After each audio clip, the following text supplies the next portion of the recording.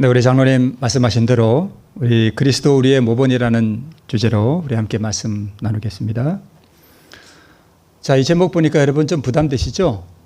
예수님이 우리의 모본이라니까 따라가야 되잖아요, 그죠? 네. 네. 자, 오늘 우리 본문의 말씀을 보면 두 개의 모본이 나오는데 예수님께서 우리에게 뭐라고 말씀하셨냐면 내가 너희를 사랑한 것처럼 너희도 서로 뭐 하래요? 사랑하래요. 잘 되던가요? 잘 안 되죠? 네. 근데 예수님은 내가 사랑한 뭐처럼요? 것처럼 그렇게 우리끼리 사랑하래요. 네. 우리 이기훈 집사님 잘 되나요? 두 번째 모본은 뒤에 이제 나옵니다만 베드로가 내가 주님을 죽도록 뭐 하겠습니다? 따르겠습니다라고 말한 이게 뭐냐 하면 예수님이 가시는 곳에 나도 그 모본을 따라 가겠습니다라고 말했는데 예수님이 뭐라고 말씀하셔요? 지금은 너 못해. 그렇게 말씀하셨던 것 같습니다. 뒤에 가서 다시 한번 보도록 하겠습니다. 자, 우리 성경과 증언의 말씀에서 예수님이 우리의 모본이라는 그러한 성경 구절과 또 증언의 말씀들을 몇 개 좀 찾아보겠습니다. 우리 방금 요한복음 13장에 우리 본문에 그 앞에 보면 내가 너에게 행한 것 같이 너희도 뭐 하래요? 행하게 하려. 내가 뭘 보였대요? 본을 보였대요. 그럼 예수님처럼 해야 됩니다. 이건 침례, 세족 예식, 성만찬을 말하는 것이죠. 그다음에 베드로 전서에 보면 그리스도도 너희를 위하여 고난을 받으사 뭘 끼쳤대요? 본을 끼쳐. 그 자체를 우리 보고 뭐 하래요? 따라오래요. 그 다음에 오늘 본문의 말씀이죠. 내가 너희를 사랑한 것 같이 너희도 서로 사랑하라. 내가 본을 보인 대로 너희도 그렇게 해라. 이 이야기입니다. 그 다음에 로마서에 보면 그의 죽으심을 또 뭐 해요? 본받아. 또 부활을 본받아. 그렇게 되어 있고요. 또 마태복음 16장에 보면 누구든지 나를 뭐 하려면 따라오려거든. 그러니까 따라간다는 게 뭐예요? 예수님처럼 그렇게 사는 거예요. 그러니까 본을 보였다는 것이죠. 그러니까 자, 그러면 우리 증언에 있는 말씀들을 좀 볼까요? 교회증언 1권에 예수님은 진정한 뭐래요? 모본이래요. 그분의 자아희생적 생애는 우리의 뭐래요? 모본이에요. 그 다음에 3증언에 보면 그분은 그리스도인이 뭐 하도록?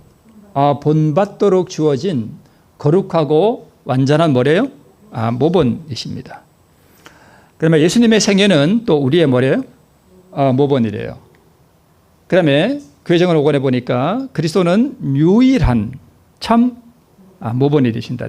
그렇게 돼 있고 또 다른 데 보니까 그분은 모든 일에 있어서 우리의 뭐다? 모본이시다.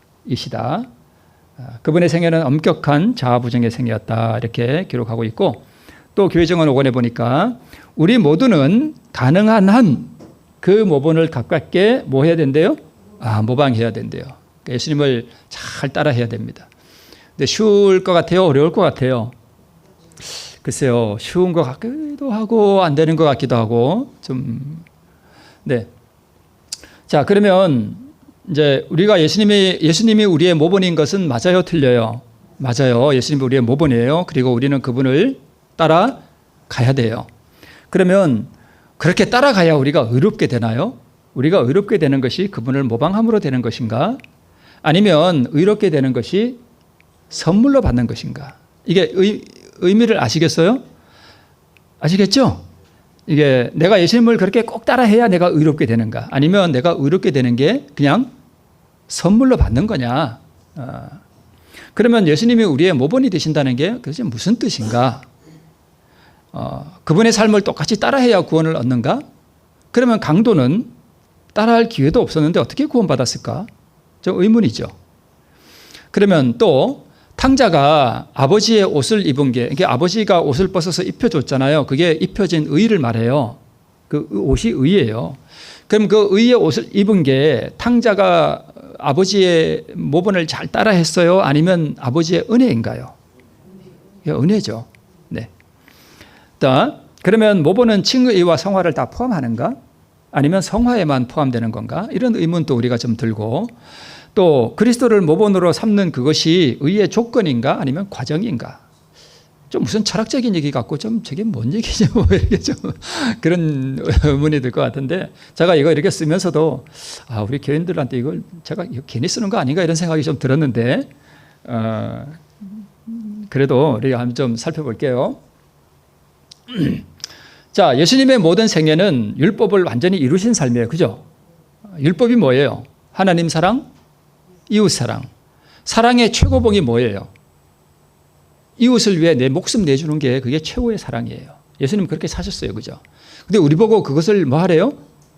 따라하래요. 네.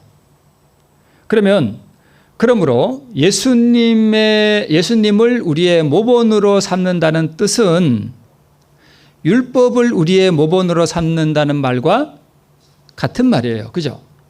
예수님이 율법대로 사셨기 때문에 율법을 온전히 이루는 삶을 사셨기 때문에 예수님을 모본으로 삼으라 하는 말은 곧 율법을 우리의 모본으로 삼아 그 율법대로 살아라 하는 말과 같습니다. 그죠? 그렇다면 죄인이 율법을 온전히 모방할 수 있는가 하는 의문이 듭니다. 여기 다 어버이들이신데 내가 내 자녀를 예수님처럼 사랑했다라고 생각하시는 분 한번 손 한번 들어보셔요. 아무도 안 드시네. 저 혼자 들었네. 네. 그러면 죄인이 우리 자식도 제대로 사랑 못해요. 그죠? 저도 제 아이를 때려준 적이 있거든요. 이게 제가 그때는 몰랐는데 제가 이렇게 그게 너무너무 지금 후회가 돼요. 그때 내가 왜 그랬을까? 가슴이 아프고 그 아이를 볼 때마다 미안하고 그런 게 있습니다. 그러면 죄인의 율법을 온전히 모방할 수 있는가? 예수님처럼 우리도 내 이웃을 사랑할 수 있는가? 우리 원고에 보면 그는 즉 예수님은 율법의 뭐랬대요? 화신이었대요. 율법의 화신. 이제 화신이 뭐냐 하면 어떤 추상적인 특질이 구체화되거나 유형화된 거예요. 그러니까 예수님은 그 생애가 율법이 무엇이냐 하는 것을 그대로 드러내신 분이에요. 뭘 통해서요? 그분의 삶을 통해서. 그걸 화신이라 그래요. 그죠? 그러면 이 율법에 화신된 예수님을 우리가 따라가야 된대요. 부담되죠? 어떻게 따라가지? 그런 의문이 듭니다.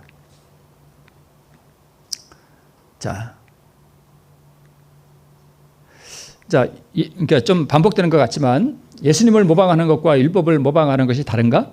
같은 거죠. 예수님의 행위는 율법의 완전한 표현과 실천이었어요. 그죠?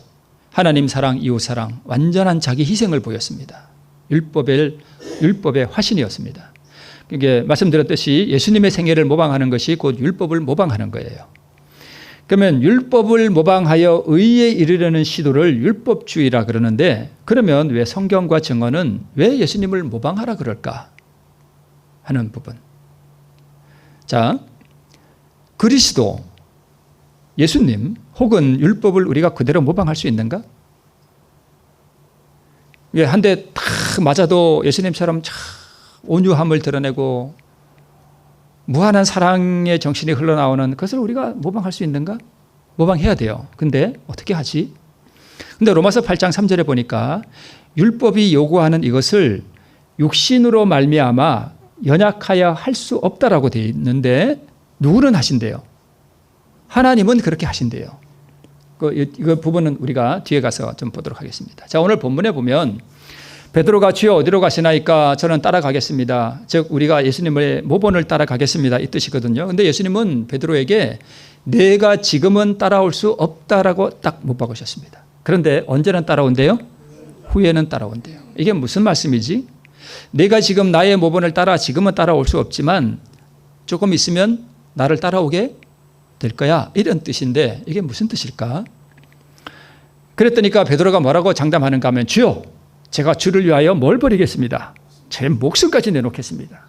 자신만만했습니다. 저는 예수님 따라갈 수 있습니다. 저는 예수님처럼 할 수 있습니다. 이 뜻입니다. 그죠? 그런 뜻이기도 해요. 그러자 오늘 본문에 보니까 예수님이 베드로를 치근하게 이렇게 보시면서 네가 나를 위하여 목숨을 버리겠느냐? 네가 나를 위하여 목숨을 버리겠느냐? 오늘 닭 굴기 전에 네가 3번 나를 뭐하리라? 부인하리라. 가련한 베드로야. 이렇게 말씀하셨습니다. 베드로의 육신의 연약함을 아시는 그리스도께서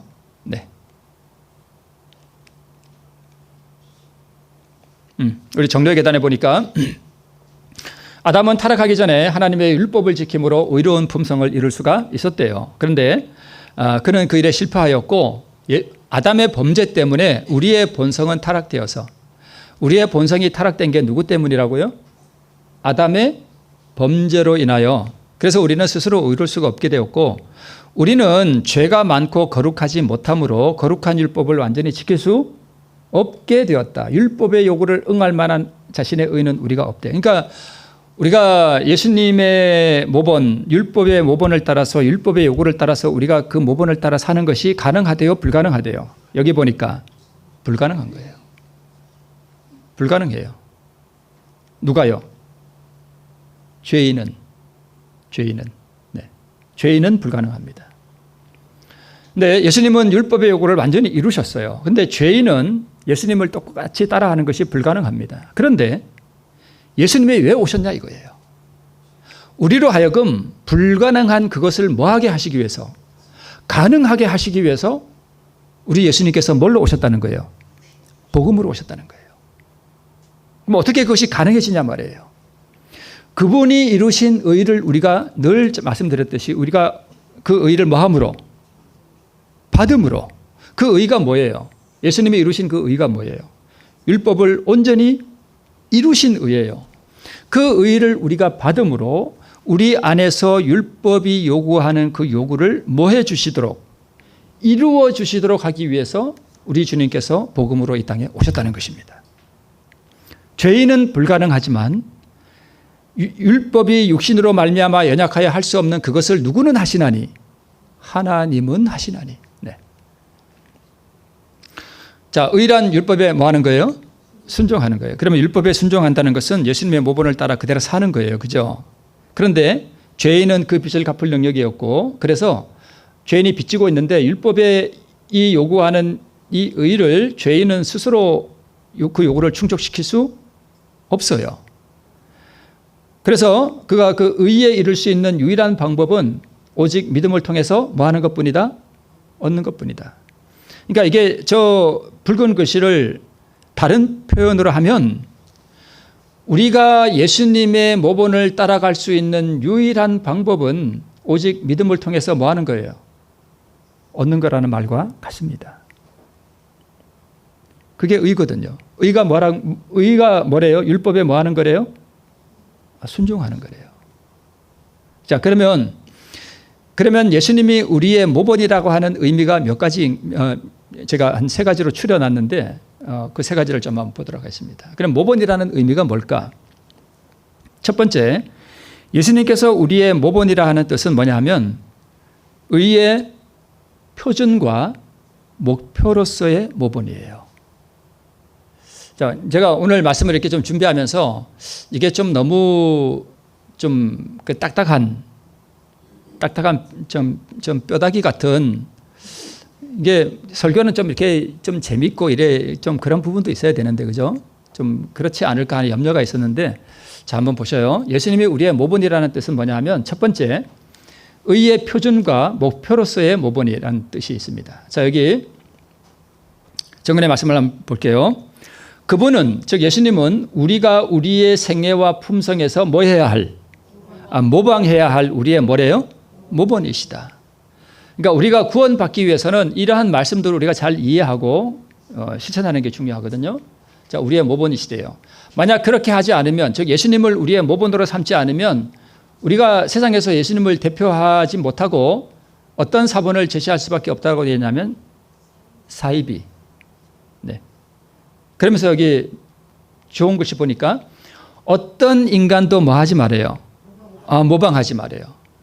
그러니까 우리가 이 의에 이르러야 우리가 구원을 받는데, 어떤 사람, 아무리 훌륭한 목사님, 아무리 훌륭한 무슨 대총회장이라도, 아무리 훌륭한 다니엘이라 할지라도, 아니면 요셉이라 할지라도 그러한 사람을 우리의 모본으로 삼지 말라는 거예요.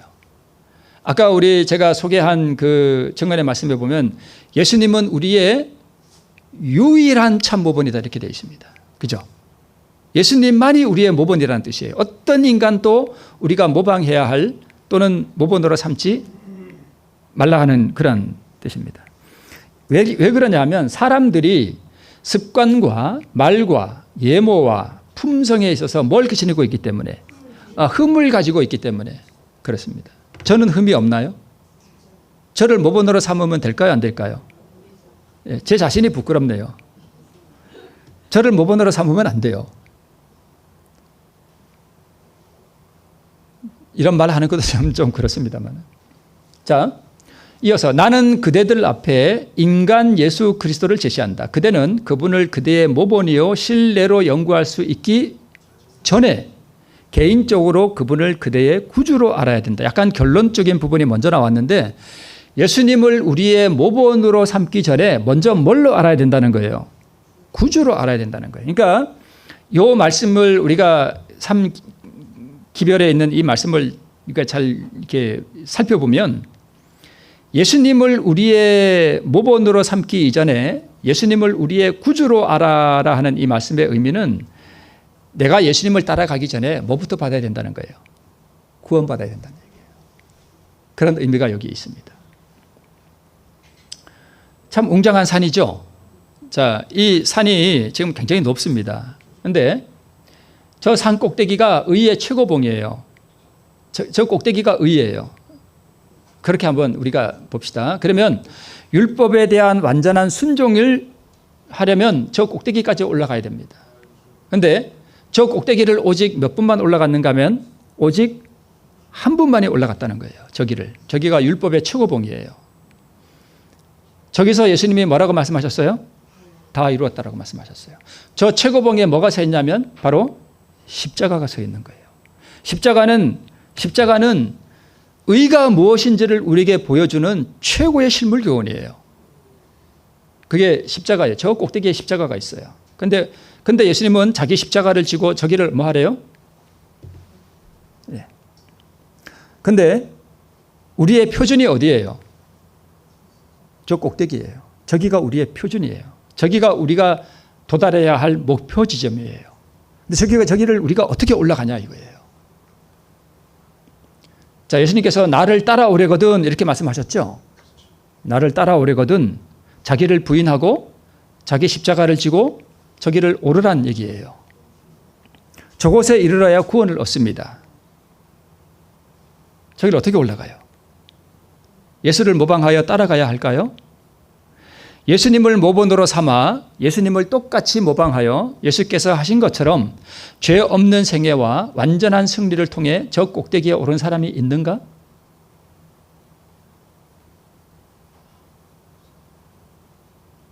저 꼭대기에 다 올라가서 내가 다 이루었다라고 할 사람이 있는가? 없습니다. 없어요. 근데 저 꼭대기에 오르신 구주의 공로와 의를 나에게 전가시킬 때 아버지 하나님께서는 내가 저곳을 오른 것으로 여겨주신다는 거예요. 이해가 되시나요? 이해가 되시죠? 예수님이 저기를 올라가셨어요. 그리고 저기 꼭대기에 십자가가 서 있어요. 그리고 그 십자가에서 뭘 우리에게 주시는가 하면 의를 우리에게 주셔요. 어디에서요? 십자가에서. 그러면 저 의를 우리가 딱 받으면 자, 의는 예수님의 성품이죠. 십계명은요. 이제 의는 예수님의 성품의 원본이에요. 그죠? 원본. 그다음에 십계명은요. 원본이 있으면 또 뭐도 있어요? 사본, 복사본. 그러니까 의를 내가 딱 받으면 이 의와 이 사본이 십계명이 일치할까요? 다를까요? 같죠. 그래서 저기서 예수님이 이루신 그 공로를 나에게 전가시켜 주시면 그 공로가 누구께 되는 거예요? 내 것이 되는 거잖아요. 그럼 아버지 하나님께서 나보고 저기를 올라간 것으로 뭐 해주시는 거예요? 여겨주셔요. 그래서 여겨주신 의예요. 여겨주신 의. 그리고 그 의를 받으면 십계명의 율법의 이 사본과 내 안에 거하는 예수 그리스도의 의가 일치하기 때문에 이 내 안에 있는 의가 내 밖으로 삶으로 드러나면 이 삶이 율법을 쫓아가는 삶인가요? 그렇죠. 그렇죠. 네. 따라가는 게 맞나요? 따라가게 되죠. 네. 약간 싸한 분위기. 좀 어려우신가요? 네. 자, 영생을 얻는 조건은 지금도 옛날, 즉 에덴 낙원에서 우리의 시조가 타락하기 전과 똑같으니 하나님의 율법을 완전히 순종하는 완전한 의가 요구된다. 이거 이룰 수 있는 분. 이거 이룰 수 있는 분. 이 세상에 스스로의 힘으로 아무도 없습니다. 만일 영생을 이보다 약한 조건으로 허락하여 준다고 하면 우주의 행복이 깨집니다. 그래서 우리의 기본적인 전제는 우리의 의는 다 더러운 옷과 같고, 그래서 우리가 아무리 모본을 잘 따라 했다 할지라도 그 행위는 뭐가 아니에요? 의가 아니에요. 우리의 모든 행위는 아무리 선한 행위도 의가 아닙니다. 오직 예수님의 순종만이 의예요. 뭐만이 의라고요? 예수님의 순종만이 의예요. 그분의 공로와 그분이 이루신 모든 행위만이 의고요. 우리의 행위는 의가 아니에요. 네. 자, 왜 예수님이 모본이라는 뜻이 왜 의의 표준과 목표로서의 모본인가 하면, 자, 이 그림 여러분 대반에 딱 보시니까 이해하시겠죠? 무슨 그림인지. 바리새인과 세리의 기도. 두 사람이 성전에 기도하러 올라갔는데 이 앞에 있는 사람은 바리새인이고 뒤에 엎드린 사람은 누구예요?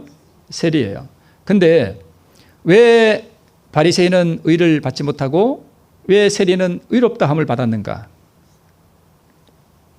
바리새인은 자기 의의 표준을 누구로 세웠습니까? 세리로 세웠습니다. 이해되시죠? 바리새인은 자기가 다다라야 할 그 높은 목표를 예수님을 삼지 않고 누구를 삼았어요? 세리를 봤습니다. 누구와 자기를 비교한 거예요? 세리와 자기를 비교한 거예요. 이게 표준이었어요. 자기의 표준. 근데 표준을 세리로 보니까 자기는 뭐예요? 괜찮은 사람이에요. 괜찮다. 나 이 정도면 되지. 그리고 그걸 누구한테요? 하나님께 자랑했습니다. 하나님, 저는 이 세리와도 같지 않음을 제가 너무 감사합니다. 저는 1회에 2번씩 금식도 하고요. 이 세리처럼 남의 것을 도둑질하지도 않습니다. 저 괜찮죠, 예수님? 이렇게 했습니다. 의롭다함을 받지 못했습니다. 그런데 세리는 누구를 표준으로 삼았어요? 하나님을 표준으로 삼았습니다. 이 세리는 그 영원하신 하나님의 그 의를 표준으로 삼았어요. 그랬다니까 자기가 뭐같이 보여요? 너무 더러워요. 그 무한하신 순결하심과 그 거룩하심을 표준을 다 보니까 자기가 너무 더럽고 하찮아요. 그래서 이 세리가 뭘 쳐요? 가슴을 칩니다. 어호라, 나는 뭐로다? 공고한 사람이로다. 나는 죄인이로다. 라고. 그래서 이 바리새인과 세리의 기도 장면을 보면 왜 예수님을 우리의 모본으로 삼아야 하는지가 딱 드러납니다. 왜 우리가 다른 사람을 멸시하고 다른 사람의 허물을 자꾸 이렇게 바라보고 하는가 하면 예수님을 우리의 표준으로 보지 않아서 그래요. 그래서 그분의 거룩하심과 그분의 순결하심을 우리가 묵상하고 그 예수님을 우리의 표준으로 삼을 때에 우리는 하나님 앞에 내가 더럽기 때문에 다른 사람을 멸시하거나 그럴 시간이 없습니다. 그래서 예수님을 우리의 표준으로 삼을 때 자신의 한없는 부족을 느끼고 그리고 의가 없는 자기 영혼의 핍절함과 또 절망적 상태를 인식하게 됩니다. 로마서 7장에 보니까 이로 보건대 율법도 거룩하고 계명도 거룩하며 의로우며 뭐하도다? 선하도다. 자, 여러분 생각해 보세요. 내가 지금 너무 더러워요. 죄인이요. 내 안에 의가 없어요. 부패해요. 그죠? 부패했어요. 그런데 율법은 뭐 하대요? 누구만큼 거룩한 거예요? 하나님만큼 거룩해요. 그리고 하나님만큼 순결해요. 그리고 의롭고 선한 거예요. 근데 내 안에 의가 없는 상태에서 하나님만큼 거룩한 저 율법을 내가 어떻게 쫓아갈 수 있어요? 불가능한 거예요. 그렇다면 이것을 쫓아가려면 내 안에 뭐가 와야 돼요? 의가 와야 돼요. 그래서 가진 것은 부패한 죄밖에 없는 인생이 하나님만큼 거룩한 율법을 온전히 모방할 수 있다는 오만한 생각을 우리는 버려야 합니다. 그래야만 그리스도의 의를 전가받고 율법을 순종할 수 있게 됩니다. 그래서 예수님 자신이 의 그 자체이셔요. 우리가 궁극적으로 도달해야 할 목표는 바로 뭐예요? 예수님 자신이에요. 근데 믿음으로 말미암는 의는 우리 보고 이 표준에 도달하라고 하시는 것이 아니라 우리 자신을 그분께 드림으로 그분께서 이루신 그 의를 우리가 받음으로 그렇게 된다라고 하는 것을 가르쳐 줍니다. 그래서 실물교훈에 보면 그리스도의 품성이 저게 의거든요. 그리스도의 품성이 그분의 백성들 속에 완전하게 뭐 될 때요? 재현될 때에 그분은 누구 걸 찾으러 오셔요? 당신의 것을 찾으시려고 이 땅에 강림하실 것이다. 저기 당신의 것이 뭘까요? 우리일까요? 날까요? 뭐 나라고 해도 틀린 건 아니지만 이 말씀을 가만히 보면 자 우리 국어 공부를 한번 해볼게요. 국어 공부를 좀 한번 해볼게요. 자, 그리스도의 품성이 그분의 백성들 속에 완전하게 뭐 될 때? 여기 재현됐어요. 이제 두 번째 이렇게 나타났다는 거예요. 그러면 이 당신의 것이 뭐예요? 내 안에 있는 뭐예요? 의예요. 의예요. 그분의 품성이에요. 예수님이 뭘 찾으러 오시는 거예요? 그분의 의를 찾으러 오는 거예요. 그죠? 네. 그분의 것을 찾으시려고 이 땅에 강림하실 것이다. 네.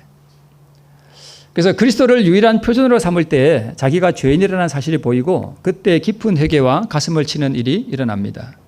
그분의 생애와 그분의 희생을 묵상해보고 하나님께서 그분의 표준에 이르지 못한 것은 받지 않으신다는 것을 생각하고 그리고 스스로 이에 도달할 수 없는 죄인의 무력함을 느끼게 됩니다. 그리고 그리스도의 의를 사모하게 돼요.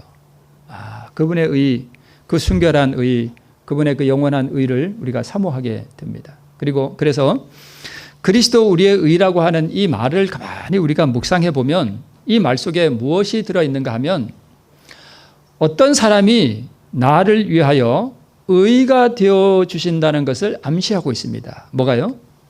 저 말이, 그리스도 우리의 의라는 말이 나 아닌 어떤 다른 사람이 나를 위하여 의가 되어 주신다는 것을 암시해요. 그렇죠? 저 말 뜻이 그렇죠? 네, 그렇습니다. 그리고 어떤 사람이 나를 위하여 죽을 뿐만 아니라 의도 되어 주신다. 즉 생명도 되어 주신다. 그리고 어떤 사람이 나를 위하여 고난을 통해서 의롭게 사셨다. 누구를 위해서요? 나를 위해서 그렇게 사셨다. 의의 어떤 사람이 누구예요? 그리스도예요. 나의 어떠한 행위, 즉 모본을 따르는 행위도 의가 되지 않는다는 것을 저 말이 암시합니다. 우리의 의가 누구라는 거예요? 그리스도예요. 내가 아니라는 거예요. 내가 모본을 따라 했다 할지라도 그 행위가 아니라는 거예요. 의가. 누구만이 우리의 의라는 거예요? 예수님. 그분의 행위, 그분의 순종, 그분의 공로, 그분의 희생, 그것만이 우리의 의라는 거예요. 그러면 우리가 왜 모본을 따라하냐 이거예요. 네, 그래서 바리새인이 의를 받지 못한 이유는 타인을 표준으로 자신의 행위를 바라봤기 때문입니다. 자, 예수님이 우리의 의잖아요. 그럼 우리의 표준이 뭐예요? 예수님이에요. 그죠? 네. 이게 무슨 나무인지 아시죠? 우리 농사하시는 분들 이게 무슨 나무예요? 네, 잘 아시네요. 포도나무예요. 저 포도나무인지 어떻게 아셔요? 생긴 게 그래 생겼죠. 그러면 저게 포도 열매를 맺어서 포도나무인가요? 아니면 포도나무이기 때문에 포도를 여는가요? 네, 포도나무이기 때문에 포도를 여는 거예요. 그래서 그러니까 열매를 맺어서 포도나무가 되는 게 아니고, 즉 예수님을 모방을 잘 따라해서 우리가 의롭게 되는 게 아니고 예수님의 의를 받음으로 우리가 예수님을 모방할 수 있다는 그런 말씀입니다. 자, 이 색깔이 있는 말, 예, 글은 좀 중요한 말이거든요. 가만히 생각해 보셔요. 자, 예수님을 모방한다. 예수님의 행위를 따라한다. 그럴 때에 뭐는 따라할 수 있는가 하면 행위는 따라할 수 있어요. 이거 잘 생각해 보세요. 그러면 믿음으로 말미암은 의가 뭔지가 이해가 돼요. 예수님을 따라할 때 뭐는 따라할 수 있는가 하면 행위는 혹시 따라할 수는 있지만 절대 예수님의 마음은 따라할 수 없습니다. 죄인은, 의가 없는 죄인은, 여러분 이게 무슨 뜻인지 이해가 되나요? 예수님이 이제 문둥병자가 왔습니다. 주여 원하시면 저를 깨끗게 하실 수 있나이다. 그 예수님이 고쳐주셨어요. 우리는 물론 그것을 따라하라는 것은 아니고 예수님의 그 희생적인 생애를 따라하는 것이긴 하지만 이게 그에게 어떤 사랑의 행위를 나타냈습니다.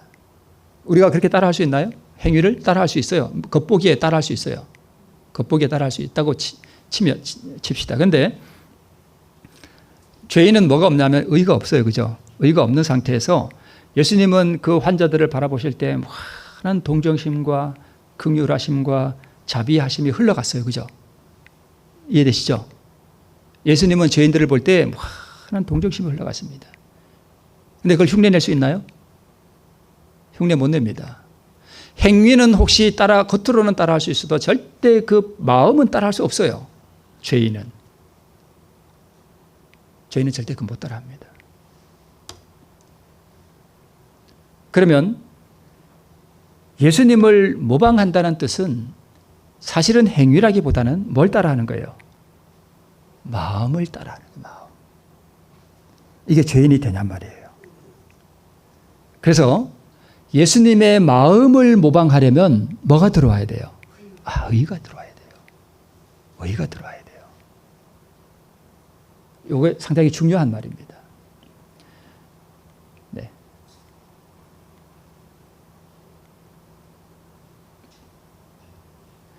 예수님의 의만큼 거룩하지 않은 것은 아버지 하나님께서 받지 않으셔요. 예수님의 의만큼 순결하지 않은 것은 간합되지 않아요. 예수님의 의만큼 깨끗하지 않은 것은 다 아버지께 거절됩니다. 오직 그리스도의 의만이 아버지께 간합돼요.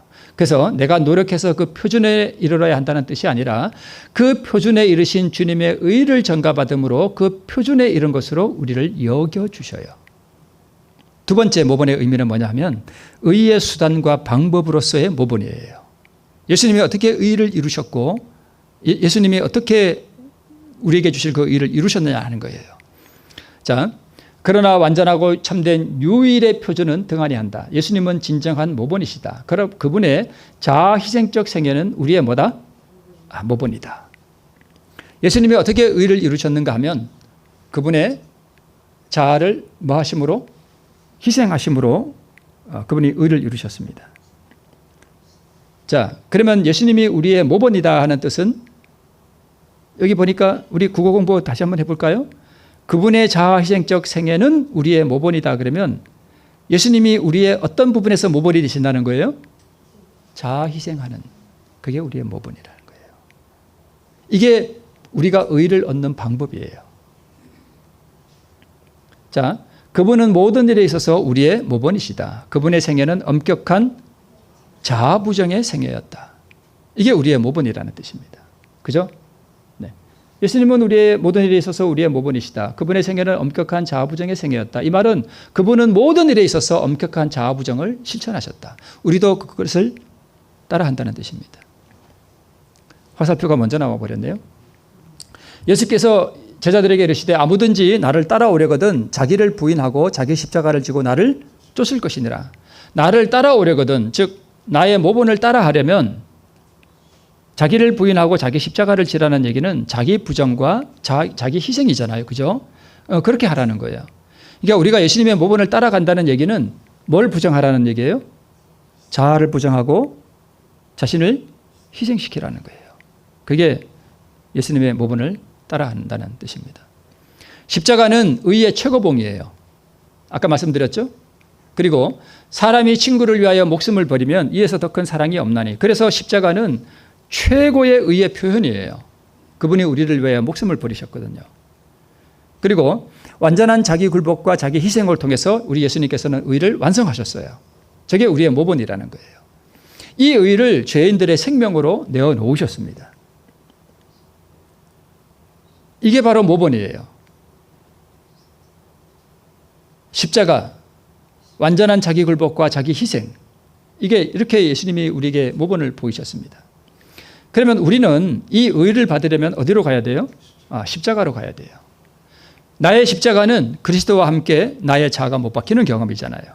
여기서 죄와 의의 교환이 일어나요. 우리가 우리의 죄를 예수님께 전가시켜 드리고 예수님의 의를 우리가 전가받아야 되는데 어디에서 이 교환이 일어나느냐? 십자가에서 일어난다는 거예요. 그러면 우리가 예수님의 십자가에 간다 하는 이야기는 뭐냐면, 제가 누누이 말씀을 드리지만 내가 죽는 경험이 자아가 못 박히는 경험이잖아요. 자아 포기하는 지점. 내가 자아 포기를 하는 그 지점이 십자가예요. 예수님과 함께 내가 십자가에 못 박히는 거예요. 거기서 죄와 의가 교환되는 거예요. 내가 내 죄를 그분께 드리고 그분이 그 의를 나에게 주시는 게 바로 거기서 이루어져요. 그래서 십자가는 지금 우리가 갈바리 십자가 무슨 유대 땅으로 가서 십자가가 아니라 바로 우리가 있는 그 자리에서 우리는 십자가에 갈 수가 있다는 거예요.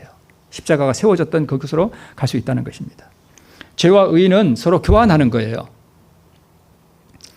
네.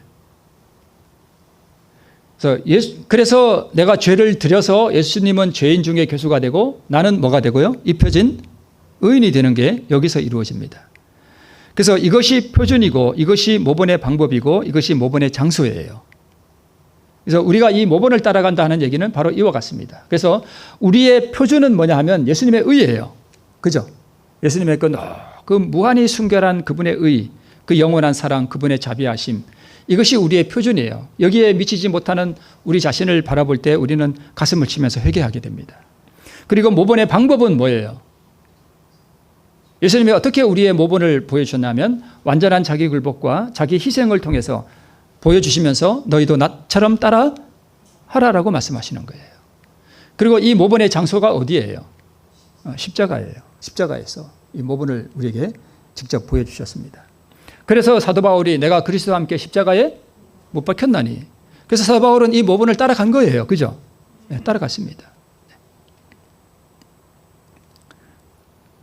근데 우리 육신이 연약해서 우리가 이 모본을 따라갈 수 없는데 하나님은 이걸 하게 하실 수 있대요. 그래서 율법이 육신으로 말미암아 연약하여 할 수 없는 그것을 하나님은 하시나니 곧 죄를 인하여 자기 아들을 죄 있는 육신의 모양으로 보내요. 네. 그 영을 쫓아 행하는 우리에게 율법의 요구를 이루어지게 하려 하심이니라. 죄 있는 육신의 모양은 예수님이 죄가 있다는 게 아니라 죄 있는 우리의 모양을 취하셨다는 거예요. 네. 그래서 예수께서는 아버지의 능력과 성령의 역사를 따라 모든 자아부정과 무한한 자기 희생을 통해서 의를 뭐 하시고요? 이루시고, 우리는요 성령의 도우심과 은혜와 인도하심을 따라 모든 자아부정과 자기 희생을 통해서 의를 얻는 거예요. 그러니까 예수님이 의를 이루신 모본을 따라가면 우리는 의를 뭐 하는 거예요? 얻는 거예요. 이게 모본이에요. 이 모본을 따라감으로써 우리는 이 모든 자아부정과 자기 희생을 통해서 우리가 의를 얻는 그 과정을 계속 걸어간다는 뜻입니다. 이것이 의를 이루는 수단과 방법으로서의 모본이에요. 네. 모든 자아부정과 무한한 자기 희생, 즉 내 뜻대로 마옵시고 아버지의 뜻대로 되기를 원하나이다. 자기 뜻을 완전히 굴복시키는 우리는요 모든 자아부정과 자기 희생, 뒤에 나오니까 한번 볼게요. 자, 순종만이 간합된다. 자신을 포기하는 것, 이것이 그리스도의 가르침의 뭐다? 요지다. 예수님의 가르침의 요지는 뭐예요? 나를 따르라. 자기 십자가를 지고 자기를 부인하고 나를 뭐하라? 나를 따르라. 이거예요. 이게 예수님의 가르침의 요지예요. 나를 따라오라 이거예요. 내가 모본이다 이거예요. 즉 나를 순종하라 이거예요. 여기 보니까 순종이 뭐예요? 자신을 포기하는 거예요. 제가 자꾸 반복할게요. 여기 오늘 제가 그림은 가져오지 않았습니다만 제가 여러분 기억나시죠? 소가 이렇게 그 밭 가는 거 여러분 기억나시죠? 그 그림. 그죠? 소가 농부가 이랴 하면 이렇게 순종하잖아요. 그죠? 순종한다는 뜻은 뭐냐 하면 소는 자기의 뜻을 농부의 뜻에 뭐 시키는 거예요? 굴복시키는 거예요. 그게 순종이에요. 굴복시키면 순종이 나타나게 되어 있습니다. 그게 믿음이에요. 또. 그죠? 네. 그래서 순종이 자아 포기예요. 이제 예수님을 순종하라 하는 이야기는 나를 따라오라 이거예요. 내 순종을 본받아라 이거예요. 이게 주님의 가르침의 요지예요. 나를 따르라 이거예요. 네. 이게 예수님의 모본이에요. 나를 따르라. 내가 내 자신을 완전히 포기시키고 내 뜻을 아버지의 뜻에 완전히 포기시키고 너희를 위하여 내 생명을 내놓는 영원한 무한한 희생을 했다. 이것을 통해서 나는 의를 만들었다. 너희가 나의 그 의를 영원히 받고 나를 그 의를 얻으려면 이와 같이 하라고 우리에게 모본을 보여주셨습니다. 그래서 순종이 곧 뭐예요? 자아 포기예요. 그래서 자기 희생은 그리스도의 교훈의 요지이다. 자아 포기가 사실은 뭐냐면 자기를 희생시키는 거예요. 자, 예수님은 자신을 위하여 신성의 능력을 사용하는 것을 포기하는 처절한 자기 부정을 제가 한번 말씀드렸죠 전에. 네. 예수님은 자기의 신성의 능력을 사용하는 것을 포기해야 하는 참으로 처절한 시련을 당하셨다라고 우리 증언에 기록되어 있죠. 그리고 자기 생명을 영원히 내어주는 무한한 자기 희생에 자아 포기를 하셨어요. 우리는요, 죄된 본성을 사용하는 것을 포기하는 자기 부정을 하는 거예요. 그래서 모든 시험 속에 깔려있는 기본적인 문제는 의지를 하나님께 굴복시키는가의 여부예요. 시험을 만날 때마다 예수님은 언제나 하나님께 충성을 다하셨다. 그러니까 예수님이 우리처럼 테레비를 봐야 되나 말아야 되나 이런 시험 안 당하셨죠. 그죠? 그 시대에 테레비가 없었어요. 그죠? 그러면 예수님이 우리와 어떻게 똑같이 시험을 당하시냐 이거예요. 어떤 분은 예수님이 우리와 다른 본성을 가지신 분이 어떻게 우리와 똑같이 시험을 당하시느냐 이거예요. 그분은 한 대에 딱 맞으면 무자식이 하면서 확 같이 때리고 싶은 충동이 없었는데 어떻게 우리와 똑같이 시험을 당하실 수 있냐 이거예요. 그래서 예수님이 우리와 똑같은 타락한 본성을 이게 그 죄의 정욕을 가지셨다 이렇게 말하는 분들이 있는데 이 모든 시험이라고 하는 우리와 한결같이 시험을 당하셨다라고 하는 그 기본적인 문제가 뭐냐 하면 의지를 굴복시키는가의 여부예요. 그래서 모든 일이 우리와 동일한 이 시험을 당하셨다는 말이 그래서 그런 것입니다. 여러분 자아 포기하는데 내가 구원받기 위해서 자아 포기한다면 그건 가증한 거예요. 아이고 내가 이렇게 한 대 맞아서 탁 올라오는데 아이고 내가 구원받으려면 저걸 내가 자아 포기해야지. 그건 자아 포기 아니에요. 그건 가증한 겁니다. 자아 포기를 왜 해요? 자아 포기 왜 해요? 자, 내 아내가 확 성질을 돋궜어요. 아유, 내가 하늘 가려면 내가 자아 포기를 해야지. 대꾸하지 말아야지. 이러면 하나님 보시기가 아주 가증한 거예요. 뭐가 자아 포기냐면 내가 성질을 내면 내 아내가 마음이 아프겠지.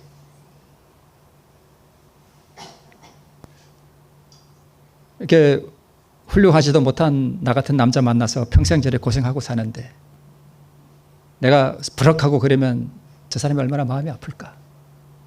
누구를 위해서 자아 포기하는 거예요? 상대방을 위해서예요. 저 사람을 위해서 나를 희생시키는 거예요. 내 자존심을 희생시키는 거예요. 이해되시죠, 여러분? 이해되시죠? 그 사람을 위해서가 아니라 나를 위해서가 아니라 상대방을 위해서 나를 희생시키는 거. 이게 십자가예요. 이게 예수님의 모본을 따르는 거예요. 예수님이 십자가를 자기를 위해서 십자가를 진 거 아니잖아요. 누구를 위해서요? 우리를 위해서 자기를 희생시킨 거 아니에요. 그게 예수님의 모본이잖아요. 그럼 우리도 예수님의 모본을 따라하려면 나를 위해서가 아니라 누구를 위해서? 상대방을 위해서, 그 사람을 위해서 나를 희생하는 거예요. 자기 부정과 자아 희생과 모든 겸손과 모든 눈물로 우리가 주님을 따라야 됩니다. 네, 그때 성령께서 우리를 도우시는데 내 스스로 의를 이루도록 나를 도우시는 것이 아니라 의를 이루신 예수께 가서 그 의를 얻도록 우리를 도우셔요. 누가요? 성령께서. 예.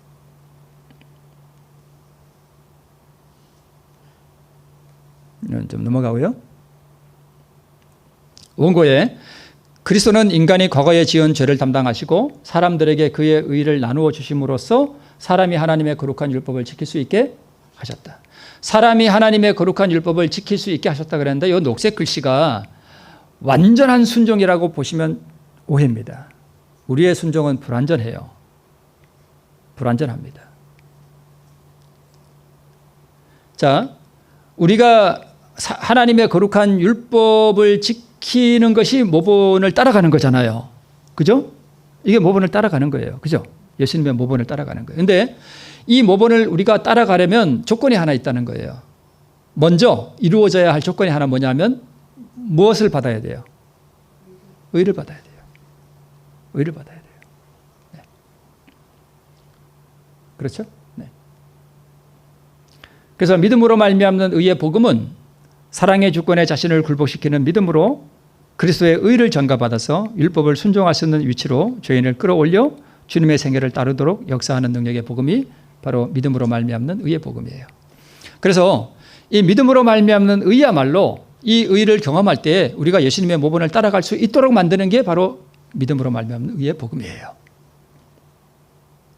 어떤 사람들은 믿음으로 말미암는 의가 이 복음이 마치 우리가 예수님을 모방하는 것을 부정하는 것처럼 말씀하시는데 절대 안 그래요. 이 믿음으로 말미암는 의야말로 우리가 예수님을 모방하도록 우리에게 능력을 주는 그 위치로 우리를 끌어올려주는 이 복음이 바로 믿음으로 말미암는 의예요. 네. 자, 우리가 예수님을 모방하기 전에 그분을 구주로 알아야 되고요. 모본 이전에 내가 그 모본을 따라갈 수 있는 위치로 우리를 끌어올리는 게 바로 이 복음이에요. 그래서 죄의 권세로부터 율법을 순종할 수 있는 위치, 즉 예수님의 그 모본을 따라 살 수 있는 그러한 위치로 우리를 끌어올리는 것이 바로 이 믿음으로 말미암는 이 영원한 복음이에요. 자, 리뷰에 있는 말씀입니다. 사람들이 그 계명을 지킬 수 있는 수준으로 향상시키는 것이 뭐래요? 복음이래요. 그러면 이 믿음으로 말미암는 의는 사람으로 하여금 이 예수님의 모본을 따라서 자기를 굴복시키고 자기 희생을 통해서 그 의를 받음으로 우리가 그 의가 들어왔기 때문에 그 의가 우리를 인도해서 우리가 그 의의 사본인 그 율법을 지킬 수 있는 수준으로 우리를 향상시켜 놓는 것이 바로 이 복음의 일이라는 것입니다. 그래서 모방함으로 의를 이루는 것이 아니라 믿음으로 주어진 은혜로 주어진 의를 우리가 전가받을 때에 비로소 우리가 계명을 지키는 사람이 된다는 것입니다. 이것이 모본의 의미라는 것입니다. 자, 이제 짧게 마칠게요. 모본의 세 번째 의미는 이 이 모본은 무엇으로 이루어지는가 하면 은혜로 이루어져요. 네. 자, 우리 가래 뽑은 기별 1권에 그리스도의 은혜가 없이는 죄인은 무슨 상태예요? 절망적인 상태예요. 탕자처럼. 그래서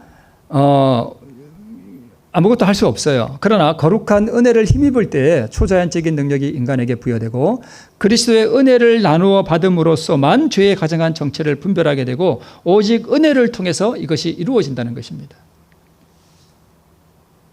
그래서 자, 내가 지금은 따라올 수 없으나 후에는 따라오리라. 이거 아까 제가 말씀드렸던 것이죠. 자, 그러면 왜 은혜가 우리로 하여금 그 모본을 따라가게 할 수 있는가 하면 이 닭 그림만 봐도 무슨 상황인지 여러분 다 이해가 되시죠? 예, 내가 주를 모릅니다. 그리고 3번을 부인했을 때 드디어 두 번째 닭이 꼬끼요 하고 울었습니다. 그때 이 베드로의 눈과 예수님의 눈이 마주쳤습니다. 그때 베드로를 측은하게 바라보시는 이미 다 용서한 눈으로 바라보시는 예수님의 눈을 딱 바라봤을 때 베드로는 뭘 알았을까요? 은혜가 뭔 줄 알았습니다. 은혜가 뭔 줄 알았어요. 그러니까 지금은 따라올 수 없으나 하는 그 지금은 닭 이전이에요. 그죠? 그렇죠? 후에는 따라오리라 하는 것은 닭 이후입니다. 우리 가슴에 다 예수님을 우리가 물론 모셔야 되지만 수탉을 한 마리씩 우리가 모시고 살아야 됩니다. 우리 가슴에 수탉을 한 마리씩 우리에게 모시고 살아요. 이 수탉이 무슨 역할을 해요? 꼬끼요 하고 올 때마다 나는 죄인이로다.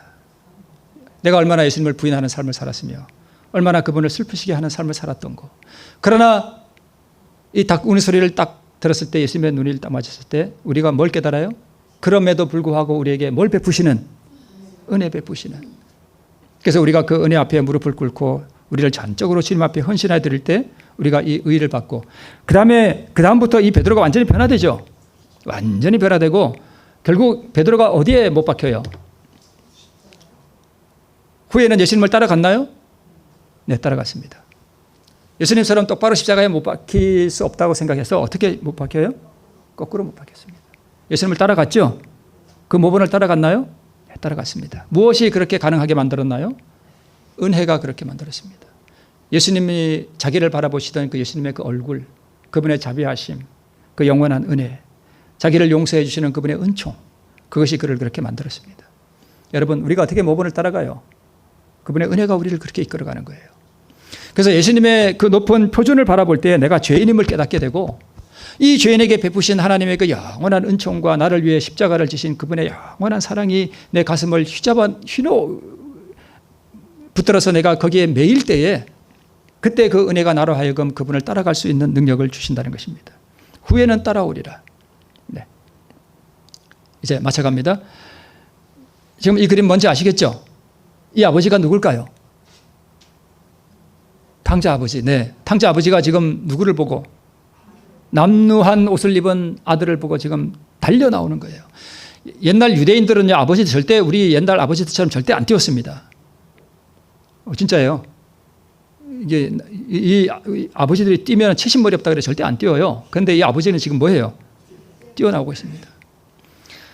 이 탕자가 아버지의 품에 안긴 것이 모본의 공로 때문이 아니라 아버지의 은혜였습니다. 자, 이제 마지막 장면입니다. 이제 이 세 가지 다시 기억해 보겠습니다. 예수님의 우리의 모본이라는 뜻은 첫 번째, 우리의 의의 뭘로서? 표준으로서. 그러면 절대 다른 사람을 표준으로 삼으면 우리는 다른 사람을 멸시하게 되어 있습니다. 예수님을 우리의 표준으로 삼을 때 그분이 우리의 모본이에요. 그분을 따라가야 돼요. 우리가 따라가야 할 분은 오직 예수님 뿐이에요. 그런 의미에서 그분은 우리의 모본이시고요. 두 번째, 의에 이르는 방법으로서의 모본이에요. 그분이 어떻게 의를 이루셨어요? 처절한 자기 부정의 생애와 자기 희생을 통해서 그 의를 이루셨고, 우리도 동일하게 우리의 의지를 굴복시킴으로, 우리의 죄된 본성을 그분께 드림으로 우리도 자아 부정을 통해서 그분이 이루신 그 의를 받는, 그래서 의에 이르는 방법으로서의 모본이에요. 우리가 그 모본을 따라할 때 우리도 그 의에 이룰 수 있다는 거예요. 세 번째, 우리가 이 모본을 따라가는 것은, 이 이끄는 힘은 그분이 우리에게 베푸신 뭐라고요? 은혜예요.